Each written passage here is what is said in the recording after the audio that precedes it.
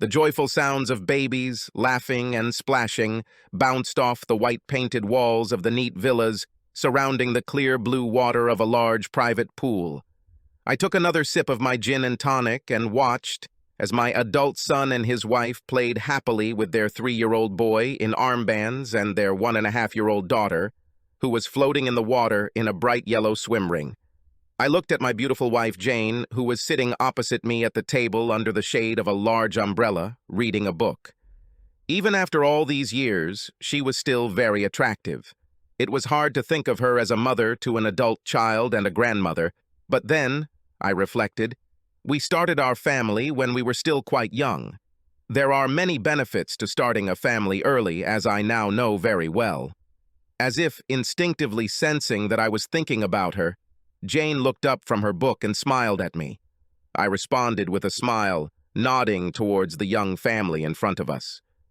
She smiled indulgently and went back to reading as I watched the heartwarming scene a little longer, thinking how much it reminded me of the happy moments the two of us had in that same pool with our own child over 20 years ago. The game slowed down a bit, and Charlotte, our pregnant daughter-in-law, stood in the shallow water before taking her son Jack by the hand and leading him up the shallow steps to their sun loungers and the pile of towels lying there.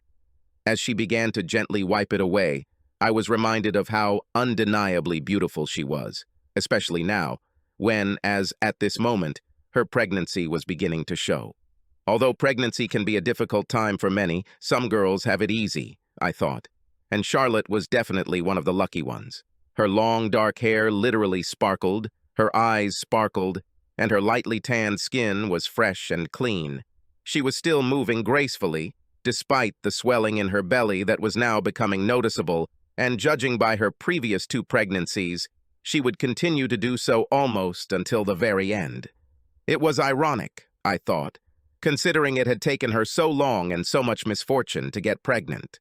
To me, the biological father of her 2 children and the unborn child in her belly, she seemed especially beautiful. But it was a secret that only she and I shared, and that we must take with us to the grave. Charlotte looked away for a moment, and I chuckled as her cheeky son rushed back to the pool. His mother playfully chased him, jumping after him in the grass, before scooping him up in her arms a few feet from the water and enthusiastically tickling him in mock punishment for his escape attempt. Once she was sure he was complying, she secretly adjusted her tiny clothes. I pretended not to notice. Satisfied with Jack, Charlotte dried herself off on another large blue towel, laid it out on the sun lounger and stretched out, generously rubbing herself and her son with sunscreen, while my son Adam played with little Emily some more. Apparently they were father and daughter. Everyone said so. She clearly had his facial features, which, since he and I are clearly father and son, should not be surprising. Indeed, this was one of the main reasons why Charlotte asked me 3 times to impregnate her. As I furtively watched, Charlotte rolled onto her side to watch Jack play with his toys. Lying on her stomach in her condition was now uncomfortable, if not impossible, and in doing so unknowingly rolled over her slender, feminine, barley-covered ass towards me and my wife. I glanced at Jane, whose eyes were still glued to the book, and then back at the slender, sexy figure in front of me. How many times have we made love? I closed my eyes and thought. It took nearly 3 months of lovemaking to conceive Jack. Barely 8 weeks for Emily, and even less for the baby growing inside her now. More than enough to leave pleasant memories for a lifetime. I lay down in the sun, closed my eyes, and remembered how it all started about 4 years ago. Charlotte and our only child, Adam, were happily married for over 10 years. Both high-profile graduates with research positions at the top university where they studied, met, and married, they initially focused on their careers. Over the years, I never had the right time, from a professional point of view, to start a family. They worked and studied very hard and achieved considerable academic success, but as with academia, the financial rewards were somewhat meager.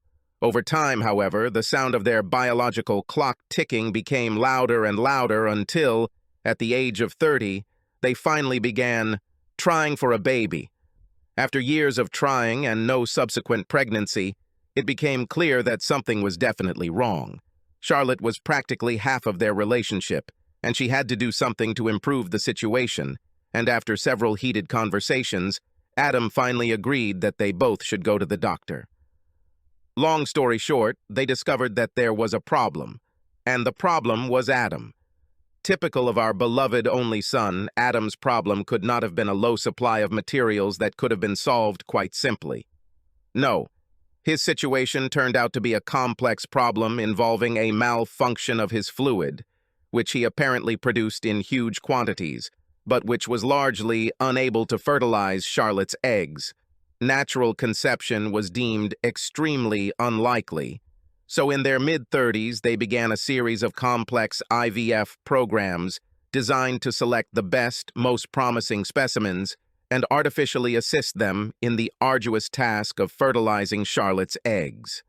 This involved taking powerful fertility drugs over long periods, which wreaked havoc with her hormones and led to frequent and more emotional arguments than ever before in their happy marriage.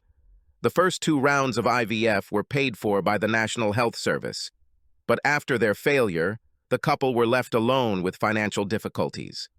IVF programs are extremely expensive, and Adam's problem meant that they required treatment at the high end of an already high price scale, but as they got older and more desperate to have a child, they spent more and more money on more and more number of rounds of IVF, until eventually all their savings were gone, along with most of the equity in their semi-detached Victorian home. Without hesitation, Jane and I loaned them enough money for 2 more programs, both predictably unsuccessful. But after that, we also had no savings left, except for my modest pension fund. Charlotte's parents were unable to help at all. Her father had died several years earlier, leaving her mother with a comfortable widow's pension, but no money to spare. There was nothing left to do but save. After a year of frugal living and selling Charlotte's car and mortgaging the last of the equity in their home, they were finally able to afford a 7th round of IVF using a newly developed technique. At first, to our surprise, it seemed to be successful. Charlotte even said she felt different on the inside. Her hair was shiny, and for a few blissful weeks, we all began to believe that they might finally conceive, although none of us dared say it out loud, as if for fear of tempting fate. However, we all started making secret plans in case there was a baby in the house. Having money meant DIY renovations were much needed, and I took some time off from my job as a builder to help renovate and decorate their poorly maintained home. The exterior woodwork alone would require a good 2 weeks of work, which meant I would be at their house quite a lot. Adam and Charlotte were still working full-time, so I was left on my own, which I honestly prefer. I can concentrate better and work faster if I am not disturbed. It took 3 full days to repair the worst of the damage that years of neglect and lack of money had caused. And I was ready to begin the long process of painting the results of my labor when I heard an unexpected sound from the kitchen. Believing that I was alone in the house, at first I suspected a thief. But as I descended the stairs and cautiously approached the kitchen window, I saw my beautiful daughter-in-law, Charlotte, sitting at the kitchen table with a bloody rag in her hands, her shoulders shaking from the silent sobs.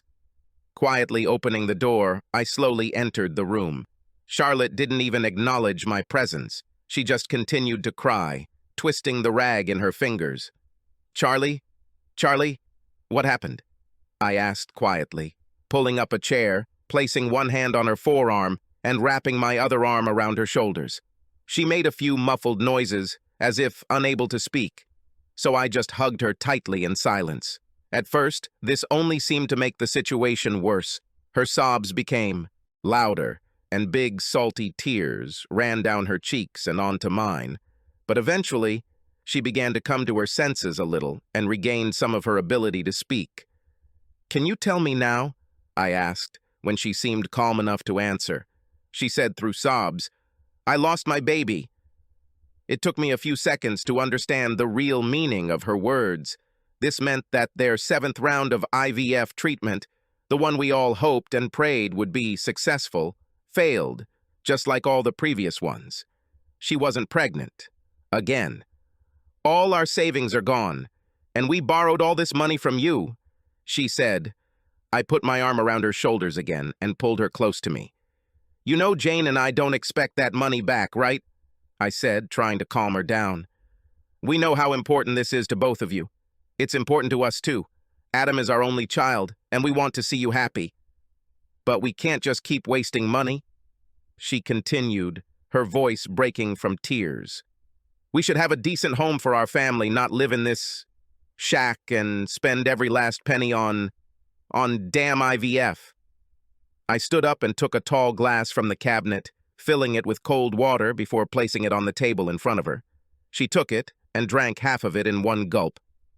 Thank you, Tony, she said, her voice much more controlled now. I just felt so alone.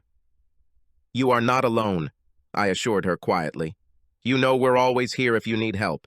And don't think we'll always tell Adam everything you tell us. You're our daughter now. I just can't bear the thought of telling him, she said. This is the end, isn't it?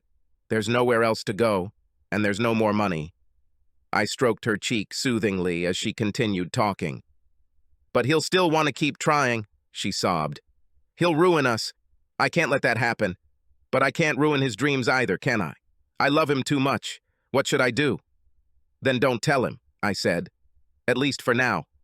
What? She asked, raising her head for the first time. Go wash up.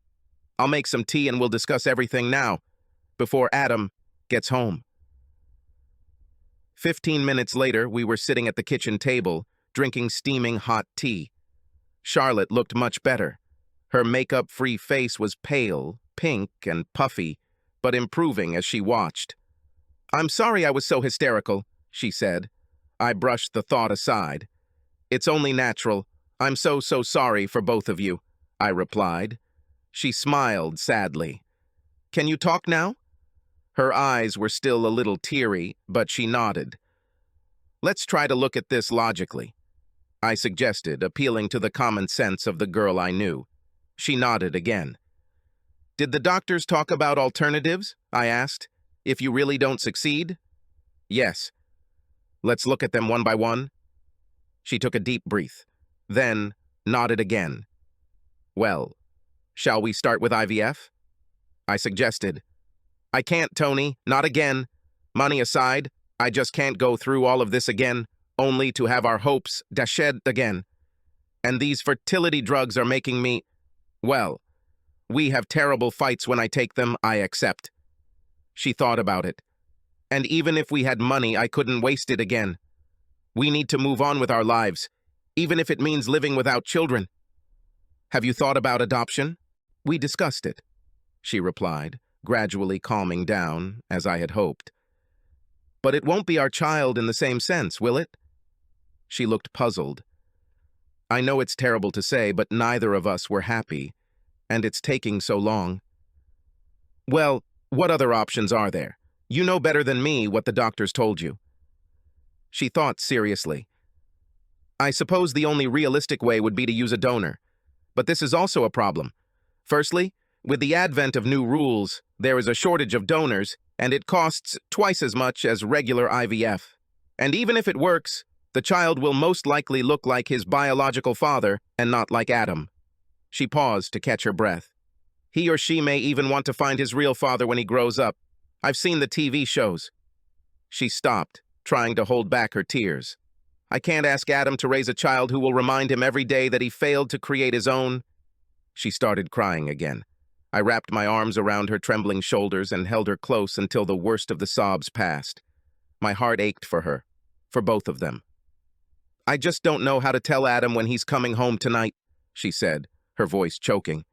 I just don't know. I'm scared of how he'll react to this. Do you want me, or Jane, to be here, or both? Moral support? I suggested. Charlotte seemed to find a little extra inner strength as she wiped her eyes and steeled herself in front of me. Thanks, Tony, but I think this is something we have to handle on our own. Just the two of us. I felt a little better. At least her last words showed that she had regained some control over herself. It's time to decide what we're going to do with our lives. We can't keep living like this. It was more like the Charlotte I knew and loved. I understand, Charlie, but remember, I'm here if you need help. Both of us. It may not seem like it, but you're never alone. Never. The next morning, I approached the house with a feeling of anxiety. I told Jane the bad news last night, and it took all my conviction not to let her call Adam right away. It was a matter between him and Charlotte, which they had to decide together, in their own time and alone.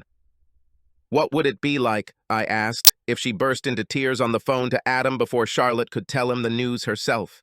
Jane had a hard time overcoming her maternal instincts towards both of them, but she eventually agreed.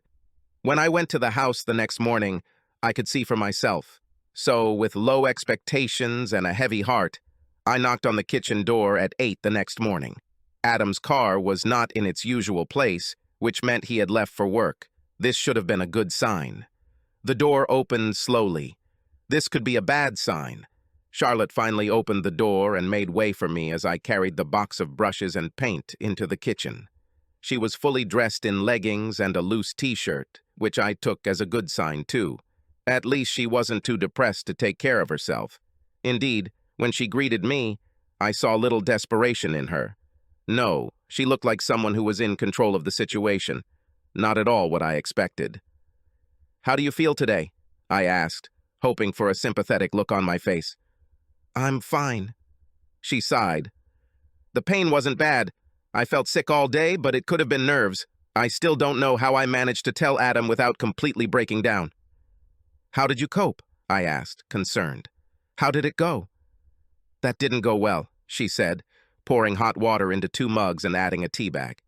"In fact, it was worse than I expected." She handed me the floating mug and pulled out a chair at the kitchen table. "He looked like the world had fallen on his shoulders," she continued. "I didn't realize how hopeful he was that things would work out this time." Her voice became more excited. "I tried to warn him, we all did, that you can't be sure until at least 12 weeks have passed. But—" She broke off, but her expression said it all. "Where is he now?" I asked. "He went to work," she replied, "although how he'll be able to concentrate I can't imagine." She turned to me. "Tony, I've never seen him so weird. Last night he was devastated, like the center of his world had collapsed. Today he's manic, keeps talking about another IVF and looking for new treatments. He's even talking about America." She paused and her face became serious. "Can I be honest with you?" she asked. "Certainly. I think he's afraid that I'll end up leaving him because he can't give me a child." My eyebrows must have jumped up in silence. "This is complete nonsense. Nonsense," she continued. "I love him so much. He is obsessed with the idea of having children, not me. Of course, I would like to have them too, but I need him. I want to be with him, with or without children." Tears appeared in her eyes again, but she didn't seem to notice. "I tried to get him to understand it, but he has this idea stuck in his head.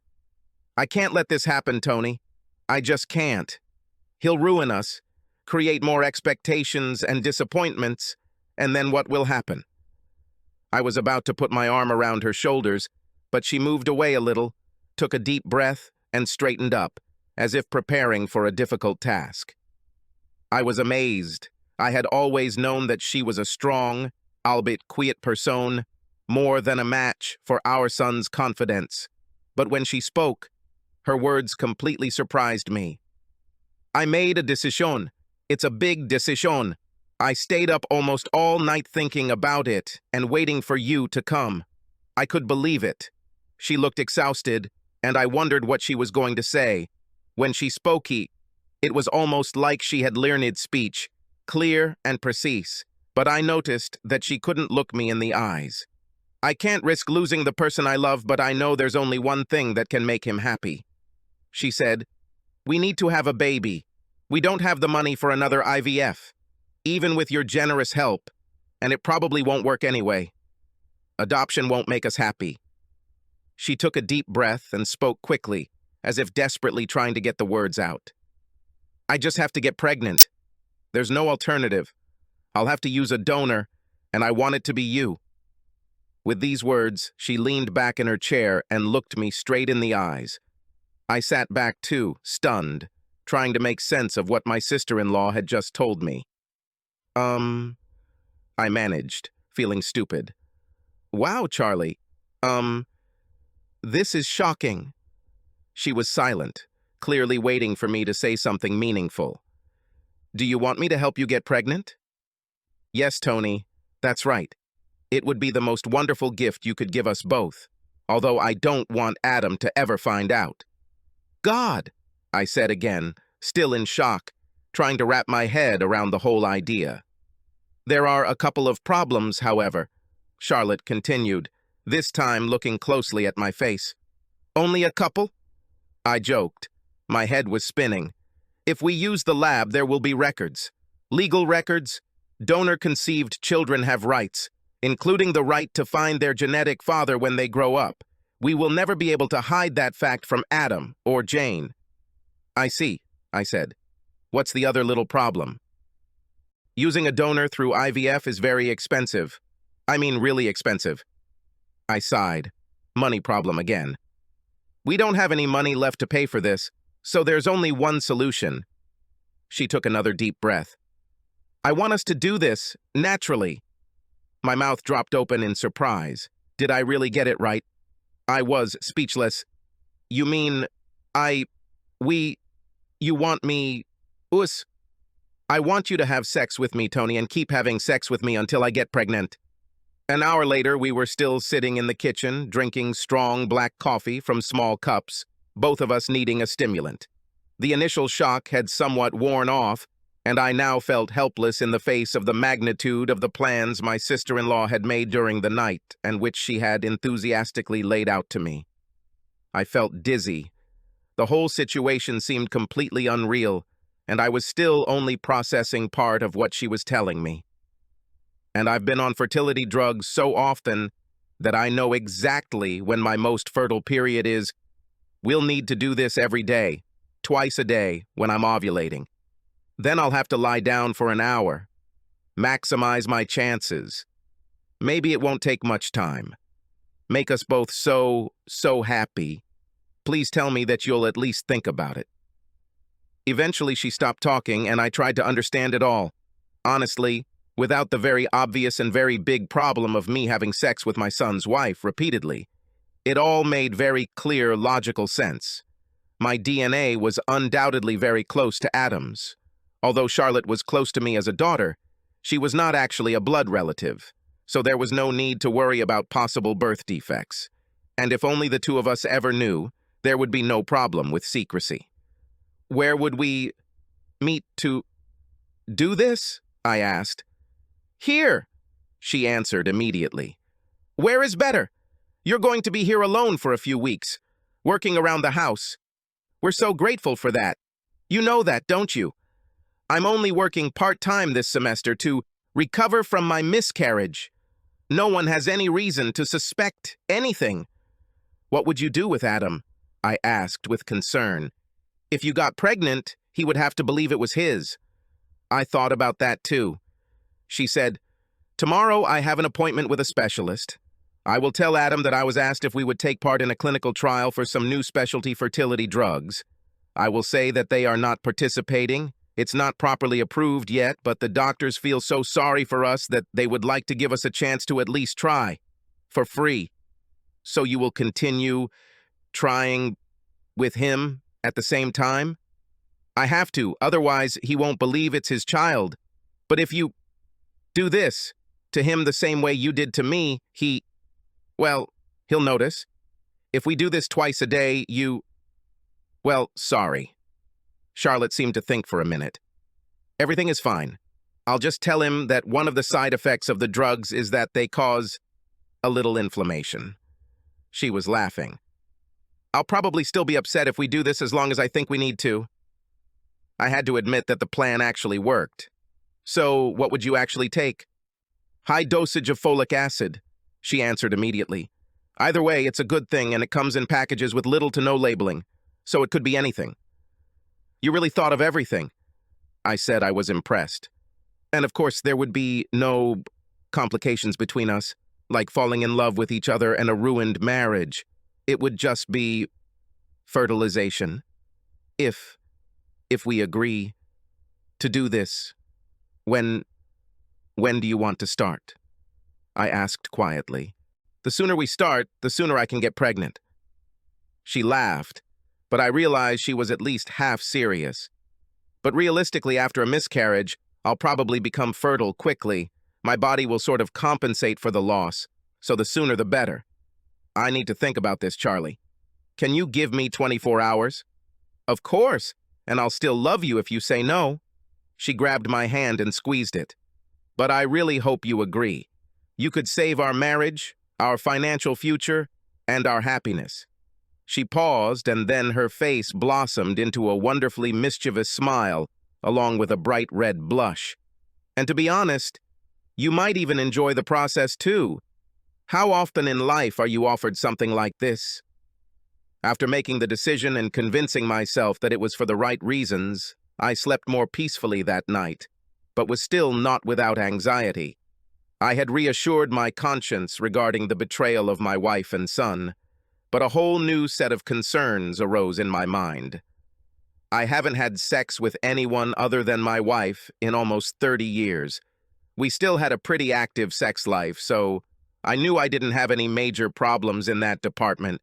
But what if my nerves got the better of me in Charlotte's presence, and I couldn't cope? Eventually, however, I fell asleep, waking up 5 minutes before the alarm was supposed to go off. I made tea for Jane and myself, then showered, shaved, and got dressed for work. I took special care to maintain the limited amount of hair on my face and body to ensure I looked as presentable as possible. Jane isn't much of a morning person, so she didn't notice my extra effort. But it was still a relief when 7:30 arrived and I got into my truck, loaded with tools, and drove across town, pulling into Adam and Charlotte's driveway right when the radio announced that it was 8 o'clock. I slowly climbed out of the cabin and walked to the kitchen door, where I knocked nervously. There was a rustling sound from inside, and the door opened hesitantly. In the relative darkness of the kitchen, Charlotte looked younger and more innocent than ever. Dressed in a fluffy white robe, she smelled of sweet bath oil. Her hair was brushed to a shine, and she wore no makeup. For at least 10 years, it seemed as if they had fallen away from it. "Hi, Tony," she said, her voice sounding nervous. "Hey, Charlie," I replied with equal hesitation, entering the house and following her into the small room. I watched silently as she prepared our usual tea and we sat, carefully sipping it. Finally, I felt I had to ask to make sure I wasn't about to make a terrible mistake.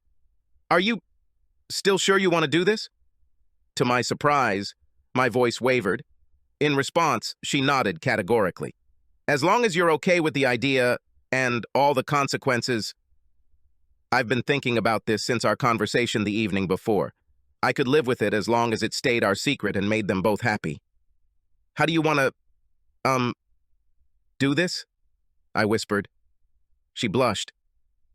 I thought we'd go to the guest room and if you need a shower, I'll wait for you." Her voice was shaking. "Okay, Charlie, whatever you say. It's entirely your decision, and if you change your mind..." I left the sentence unfinished. We quickly and silently finished our tea. 2 minutes later, I was in the shower for the second time in an hour, feeling the hot water on my skin. I looked at my body. Not too bad for a man in the late 50s, I thought with a grin. Probably the result of physical labor. I was already half excited. Thank God this shouldn't have been a problem today, I thought, silently grateful for it. After a minute or two, I turned off the shower and stepped out of the stall, drying myself off with the towel that Charlotte had apparently left for my use. Fresh new towel, fresh new robe. It's clear that Charlotte has decided to point to a new beginning. I wrapped a towel around my waist and walked out onto the landing. The door to the guest room was slightly open. To my surprise, everything inside was illuminated by bright sunlight. And for a minute I thought that Charlotte had changed her mind and stayed downstairs. But when I entered the room, I saw her robe neatly folded on the chair. She was naked. I inhaled sharply, and she smiled shyly. I felt my arousal tighten against the towel around my waist. Is this really happening? Isn't this all a dream? I remembered what we had said to each other the evening before. This is not cheating, this is just fertilization. We'll make it as clinical as possible. We won't even kiss. That doesn't mean we're going to fall in love, does it? Adam will be so happy. This is what he wants most in his life. The entire process from start to finish took less than 10 minutes. Our eyes met, and all four of us were in tears. Is this what you wanted? I asked quietly, my voice trembling. Charlotte smiled and nodded, a look of relief appearing on her face. Now it's too late to change your mind. I rolled onto my back and lay down next to her on the bed. I have to stay like this for another hour. She giggled. I'm glad that only you can see me. It's a good thing neither of us have to go to work yet, I said. Really? She replied. 15 minutes later, I returned to the bedroom, already dressed, to find her asleep, her knees still tightly pressed together and raised on a pile of pillows. I went downstairs and got to work. About an hour later, I heard the front door open and looked down the stairs. Charlotte, now fully dressed in jeans and a loose sweater, was coming around the corner of the house with another large mug of tea in her hand. I happily went downstairs to meet her. This is wonderful, thank you, I said, taking the floating mug from her hands. Are you feeling good? Still no regrets? Charlotte looked a little embarrassed, but only a little. I'm happier than I've been in a long time, and relieved now that it's all started. Her smile was a mixture of innocence and guilt, and it melted my heart. Are you going out? I asked, noticing the bag over my shoulder. Yes. I need to go to work to make copies and then to the supermarket. She smiled suggestively. Don't worry, I'll be back in about an hour for our meeting. I'm determined now. See you later. Thanks for the tea, I replied, sipping the hot drink as she walked away to her car and drove down the road. She returned at noon, smiled at me, and went into the house. I half expected her to change her mind and resigned myself to the fact that I would only have one wonderful memory of making love to my beautiful sister-in-law. But I underestimated Charlotte's determination. Half an hour later, she came out the back door and asked if I was ready. I didn't need to be told twice. Following her into the house and upstairs, I took a shower, and the whole incredible process was repeated, this time with much less embarrassment for both of us. For the next 2 weeks, we made love every day, often twice, except on Sundays, when my son was around all day. Every few days, Charlotte took a home pregnancy test to see if she was already pregnant, which happened far more often than necessary. But like I said, she's a determined girl, with no luck. For over 2 months, we had sex every day for 3 out of 4 weeks, and Charlotte always hoped that her period wouldn't ruin the 4th. It's no surprise that she and I became even closer than before. On the second Thursday of the 3rd month, I arrived at 8 in the morning, ready and eager to perform. But as I approached the back door, it was thrown open, and a half-mad, half-dressed Charlotte rushed out and threw her arms around my neck. Look, Tony, look! She muttered something, her words overlapping each other. She shoved something long white in my face, too close for me to see it properly. I chuckled and took it from her hand. It was one of her home test kits, but this time the message in the small window was clear and unambiguous. Pregnant. I was stunned. After all the tears, all the years of trying and tens of thousands of pounds spent on IVF, all it took was 2 months of blissful, amazing, heartwarming sex with one of the most beautiful creatures I've ever encountered to bring happiness on such an epic scale. I took her hand and carefully led her into the kitchen, her feet seemingly barely touching the floor. Her hair was disheveled, her dress was only half-buttoned, and I held her in my arms for a long time, while tears of joy began to roll down her cheeks. "Thank you," she sobbed.